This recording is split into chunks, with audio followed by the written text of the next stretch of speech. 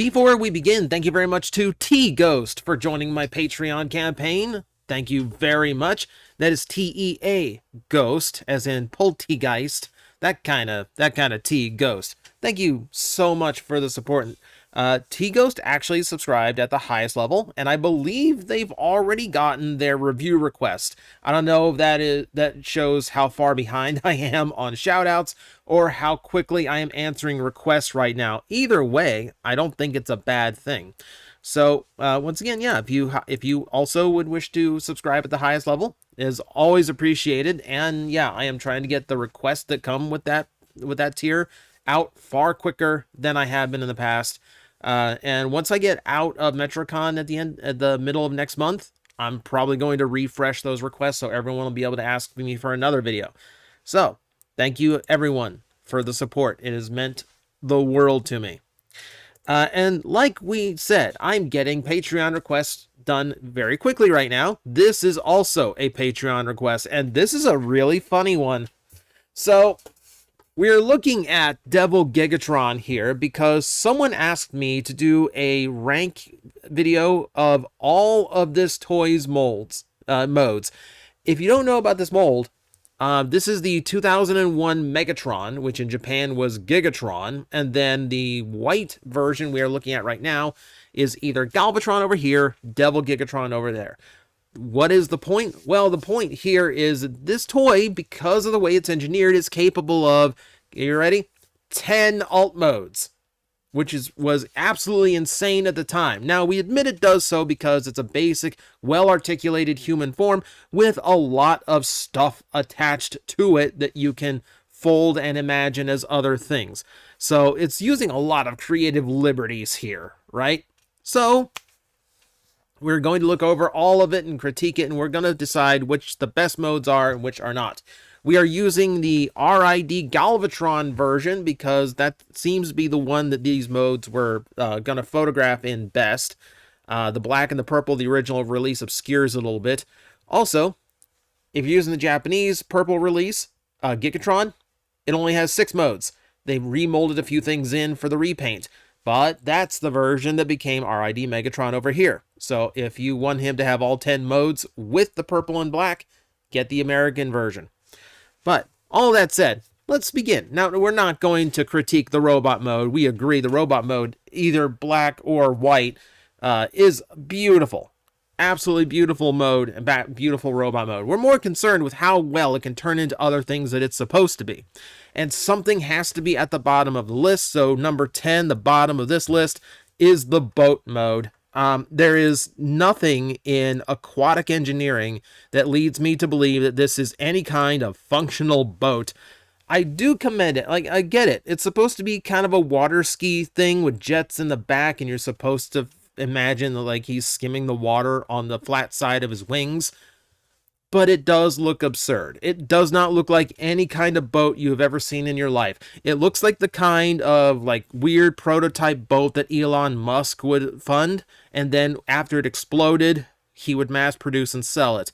That's the kind of boat I'm getting out of Devil Gigatron here. It's a cute mode. It's cute at best, but it certainly doesn't pass for a boat. You need a lot of imagination to get a boat out of this. So it had to be at the bottom. Had to be at the bottom. All right, so not a whole lot to talk about in some of these modes, as you could tell, because a lot of these are just, we put a bunch of stuff in this pattern. Use your imagination. Some of it is clever, some of it is not. Case in point, the claw. The hand mode is probably the most infamous mode this toy has. It is absolute absurdity. Yes, there's a transformer that turns into a hand.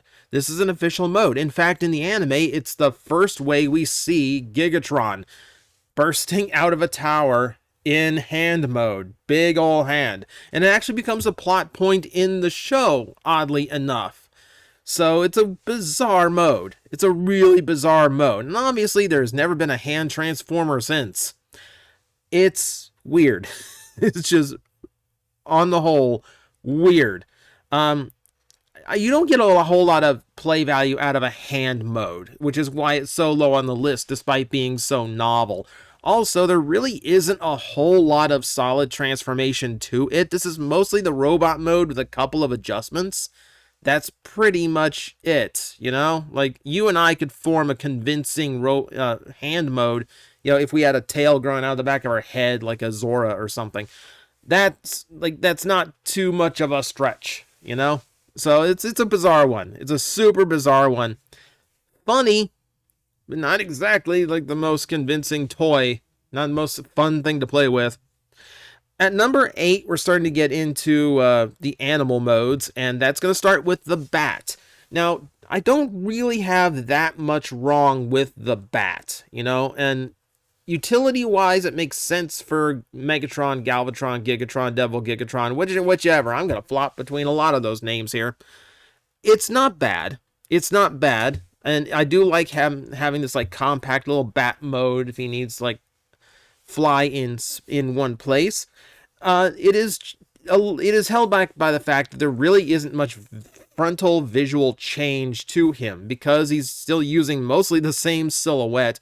He just kind of comes across as, you know, he's doing a yoga pose. And the only thing kind of like pushing the bat side of him is a face mask that pops up and covers his mouth in order to make him look like he has a bat head. It doesn't work all that well. So it's trying.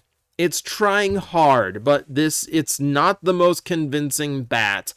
It's a neat mode to have, and in the show it becomes useful, but for the most part, it's a little bit unconvincing. Though I will admit, in the darker purple and black color scheme of Megatron, Gigatron, it works better than it does here. So I will be honest about that one. Still, not quite there. Not quite there. A little bit better is what's called the Flying Dragon mode, even though his other dragon mode has wings too. I tend to call it a Wyvern mode, or Wyvern, depending on how you want to pronounce it. It's a dragon with wings instead of arms, and it's the first one on this list that is using the tail component as a head, which works out pretty well. What I like about this mode is the fact that it's actually using the backside of the robot mode, which is never really the intended part to be viewable. It's exposing parts that aren't normally used for the other modes. So it actually does come across looking kind of nice. You know, I don't really have much issue with this mode. You know, there's just other, you know, I just happen to like other modes ahead of it is all. It's not bad at all. It's not bad. Like, this is actually where we get convincing. And because it's taking away that big chrome detailed chest, it really is helping me distinguish this as an independent beast mode rather than just him doing a yoga pose as a robot. So the Winged Dragon, Wyvern, whichever, yeah, this is where the modes start getting good. Beyond this, it's mostly just preference. I have a preference to the Griffin mode, which would also just kind of look like a Pegasus, really. Once again, it is using that tail as a neck and head and does a pretty good job at it. I tend to like this one because the thinner body proportions tends to lend itself to this kind of four-legged beast mode a lot. I will admit, the pose here doesn't do it favors. I think this looks a lot better when the wings are folded back a little bit, so you can kind of see them splayed out behind the beast mode, but it's not too bad here either. I generally like this mode as just a generic beast, just a little bit better than I do the Wyvern. I mean, both of them still come across a little generic for what they are, but it's not a bad mode. It's not a bad mode at all. And it's utilizing a lot of his features and components in order to make that mode look good too, which I really like when it's utilizing a lot of the engineering. So the Griffin mode, Pegasus mode, whichever you want to call it, this one works for me too. Back to a vehicle mode now, and this one's actually like maybe not the most visually convincing, but I think one of the more clever ones of the entire engineering scheme, and that is the car mode. So, for one, yeah, it's definitely an interesting style of car. It looks like something Speed Racer would race. or race against, rather. You got the cockpit there, the long front nose, so it's coming across almost like an Indy car with that with the wings almost visualized as like a front spoiler, but it's actually the fenders of the car because the wheels are right underneath them. And I'm actually really like, I give the designers credit here. The wheels on this toy are actually really well incorporated into the overall armor and look. So it's kind of a surprise that there are real functioning rolling wheels in this guy that you can utilize in this mode just by, you know, everything shifted the right way. It's one of the more interesting looking modes. And yeah, I mean, this uses a surprising piece of engineering that that they worked in pretty well. So I really do like the car mode. The white looks good. I do think the purple and black again looks a little bit better, because it is a bit of a skeleton of a car, thanks to just the overall toy's design. But it works. It works well enough to get away with, I think. And yeah, it's just a cool looking, super futuristic car.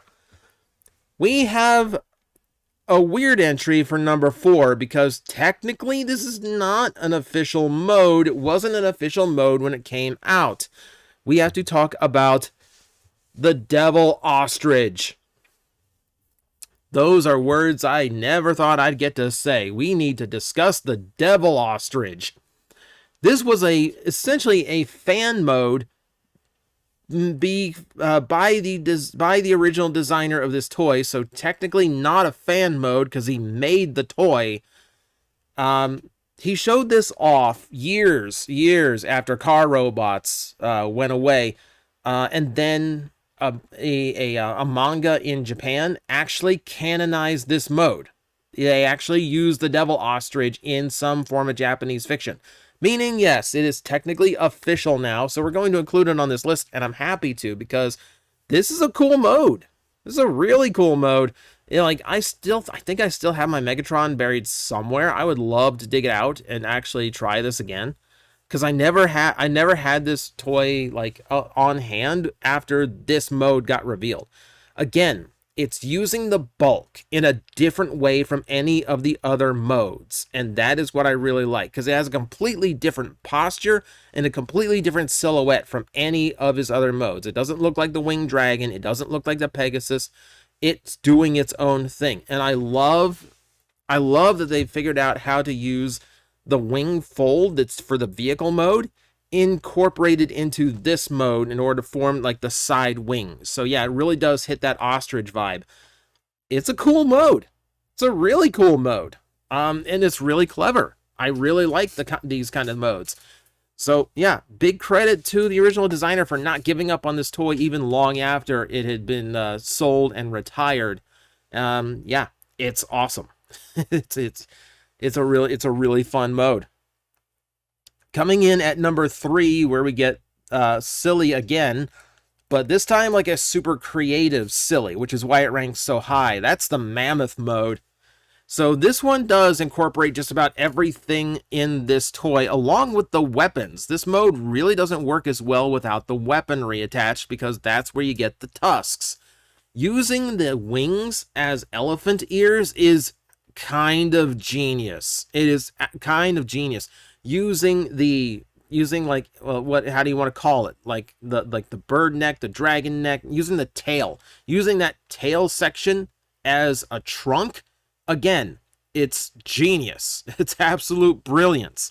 Now, admittedly, there's a lot of optical illusion to this mode, okay? It is, you know, when you view it from the side, it is a very anemic elephant. There is no back. There is no mass behind that head. It's a silly goofball mode, but it is really unique amongst all of the alt modes. And yeah, it's just a really fun, clever idea. I'm giving it credit for just how silly and absurd it is. So yeah, it makes no sense. And yes, from certain angles, it's going to look terrible, but I have to admit, I love this mode. I think this mode's a lot of fun and really creative. Something that is not as creative, but credit to it for looking so good, is the jet mode. And I think anytime you have a dragon with a jet mode, it's going to look really cool because the wings just look so cool. I love the reverse style wings here. I like that they didn't like flip them over and try to make it like sleeked back. You know, I like this look. That makes it stand out and look unique. The legs folded up on the back do work as kind of like a booster pack or thrusters. And again, we're using that tail section in a unique and different way as a nose cone. We've used it for the car, we've used it for the boat, but here it works so much better without all that extra kibble around it. It works really, really well. Really well. And yeah, there's dedicated landing gear to this mode. So again, like credit for sneaking in little things that work on one mode or another only. You know, there's a lot of little attention to this toy all over that I really, really like. So yeah, jet mode ranks in number 2. Now that means there's literally nowhere else to go. So absolutely no surprise that number 1 is the twin-headed dragon mode. Not a shock in the least, right? So it's a beautiful dragon. The two-headed look is unique. There's really only one other Transformer in the past that has actually done that.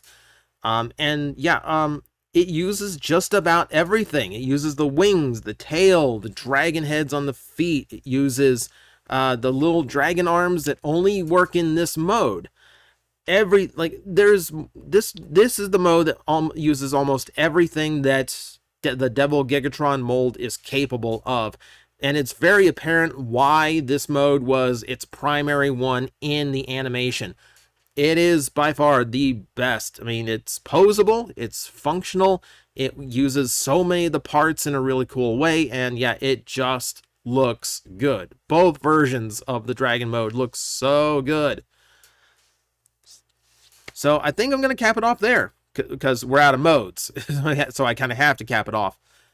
This is one of those amazing, like, once-only toys. The complexity and the number of parts that went into this figure has me firmly convinced that we're probably never going to get it again. And if they haven't reissued it by now, I don't think they're ever going to.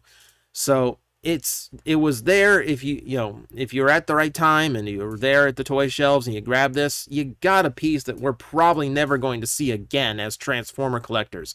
But who knows? Every now and then Hasbro does get crazy, and RID does have a lot of dedicated fans out there.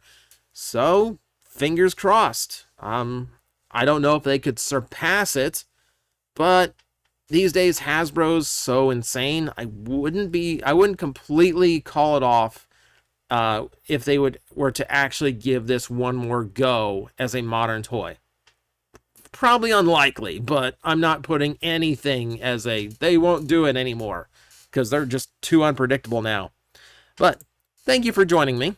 This is an oddball request, but I like oddball requests. This is fun to do. And I'm sure people disagree, especially there in the middle, but that's just one reviewer's opinion. So let me know what you think of the toy, whether you play with it or whether you're just now seeing it for the first time. Genuinely curious about the latter of that. And I will see you next time. I'm like, I think you guys got this. I will back away, and I will see you all later. You've got this handled. Alafi's like, really? You're not gonna help me? Like, it's fine now. It's like these disgusting creatures breathing down my neck, and you're all just like, I believe in you. You got this. All right, you seem to have this. 5 minutes.